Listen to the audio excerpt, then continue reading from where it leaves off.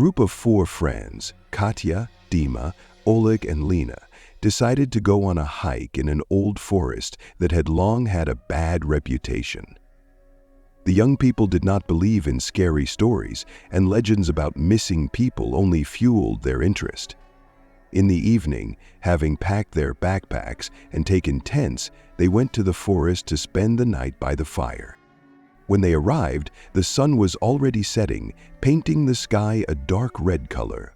The forest stood as a dark, almost black wall, and even the wind seemed to bypass it. Entering under the dense crown of trees, the friends felt how the air became different, heavy and dull, as if the sound of their steps was drowning somewhere in the shadows. "Do you really believe in these tales about missing people?" Oleg asked with a grin, waving his hand as if driving away any thought that the stories could be true. "All this is designed for tourists to make the forest look mysterious." "Then why don't the locals come here?" Lena noted, looking around nervously. "They say it's somehow different here." Her words hung in the air, and even the cheerful Dima, who usually teased his friends, preferred to remain silent. Having pitched their tents in a small clearing surrounded by old oaks, they lit a fire. The flames illuminated the dark trees, and their gnarled branches, illuminated by the orange light, resembled hands reaching out of the darkness. The guys tried to ignore the strange hum that came from the depths of the forest. It grew louder and then died down, but never disappeared completely. To distract themselves, they began telling each other scary stories. But as soon as Lena began hers, a sharp, abrupt sound made everyone freeze. It was neither a crunch of a branch nor a cry of a bird, something between a groan and a whisper, coming from somewhere to the left in the shadow of the trees. "Probably some kind of animal," Dima said, although his voice trembled. But when Katya stood up to throw branches on the fire, she suddenly screamed and dropped them on the ground. "What is it?" Oleg asked, getting up. "There, in the darkness, someone is standing," she whispered, her face turning pale. Everyone turned in the direction her trembling hand pointed, but saw nothing, only the blackness between the trees. However, the feeling that someone was watching them did not disappear. They decided to stay together by the fire, but when the hours passed midnight, they were surrounded by a strange, oppressive silence. Even the crickets fell silent. And suddenly, from the depths of the forest, a drawn-out, inhuman howl was heard. As night fell on the forest, the fire became the only source of light, driving away the gathering darkness. The friends tried to act as usual, joking and chatting so as not to think about the strangeness surrounding them. But the tension hung in the air, as if an invisible hand was slowly squeezing their hearts. At some point, Oleg, usually the calmest in the company, suddenly froze, listening. His face turned pale, and his gaze stopped somewhere outside the circle of light. "Do you hear that?" he asked quietly, interrupting the lively conversation. Everyone fell silent, wary. "No, what exactly?" Lena asked, her voice sounding uncertain.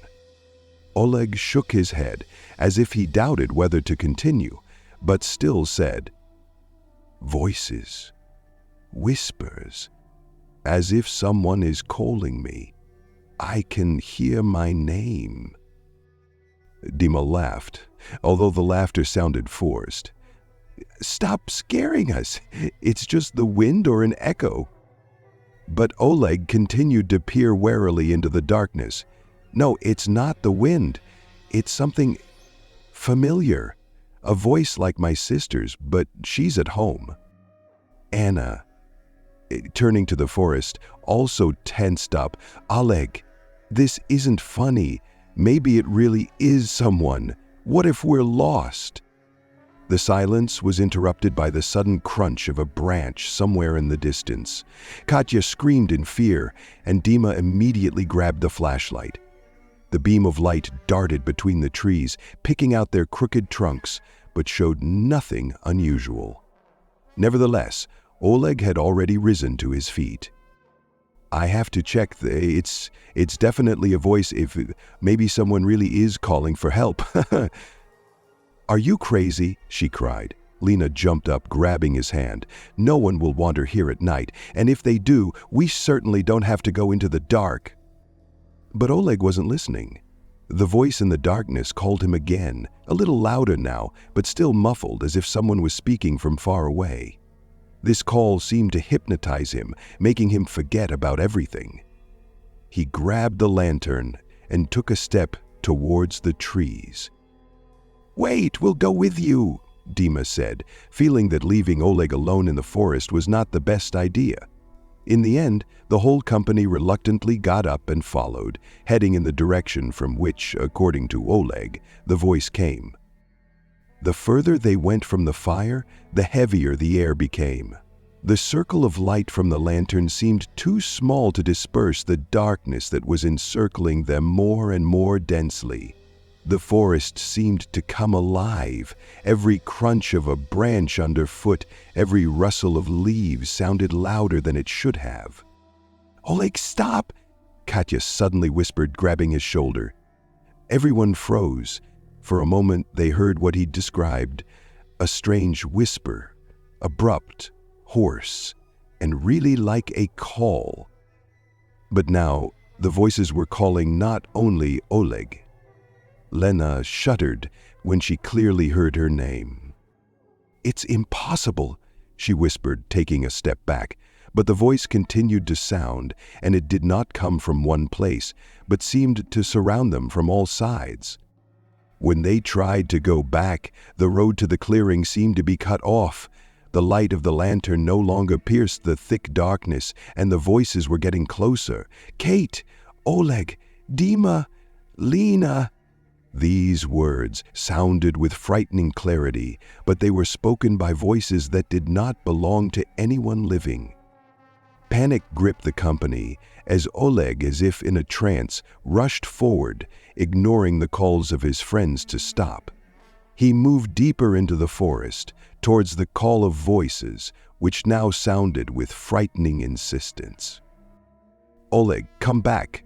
Lena screamed, her voice breaking with fear, but he did not even turn around. "We can't leave him," Katya exclaimed, but Dima grabbed her hand. "We will all perish here if we run after him. This forest, it is wrong," he said, turning around, as if expecting to see something among the trees. But the decision was no longer theirs. Katya broke free and ran after Oleg. Her silhouette quickly disappeared into the thick darkness, leaving Dima and Lena alone. "What are we doing?" Lena whispered, her voice trembling. "We have to look for them. Do you want to end up like them?" Dima shouted, but then lowered his head, realizing that their chances of salvation were fading. The voices were now calling all three of them, becoming more and more convincing, more familiar.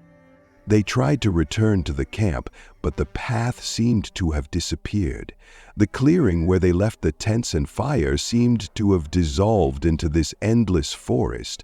The darkness thickened so much that the light of the flashlight barely penetrated it, and then they heard Katya's screams, short, desperate, then abruptly cut off. Lena, unable to bear the uncertainty any longer, took off. "I will not leave them," she said before disappearing among the trees. Dima tried to stop her, shouting after her, but in vain. Soon her steps died away, and the forest again plunged into an ominous silence. Dima was left alone. He sat down on the ground, breathing heavily, feeling the darkness pressing down on him. The forest was alive, ancient, as if it were watching him, playing like a cat with a mouse.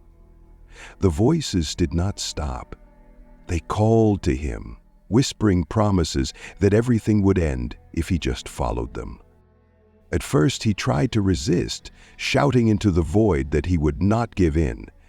But the voice of the mother he had lost many years ago sounded from the darkness so clearly that his mind became clouded. "Daipuchka, come here. Everything is fine," the voice said, full of tenderness. It was the final blow. He stood up, stepped towards the sounds, and was lost in the darkness. The next morning, there was no trace of the camp in the forest, no trace of his friends. The locals found only a lonely lantern lying near an old tree. The forest remained as quiet and impenetrable as always. Its secrets again remained only in legends, and the whisper in its depths continued to call new guests.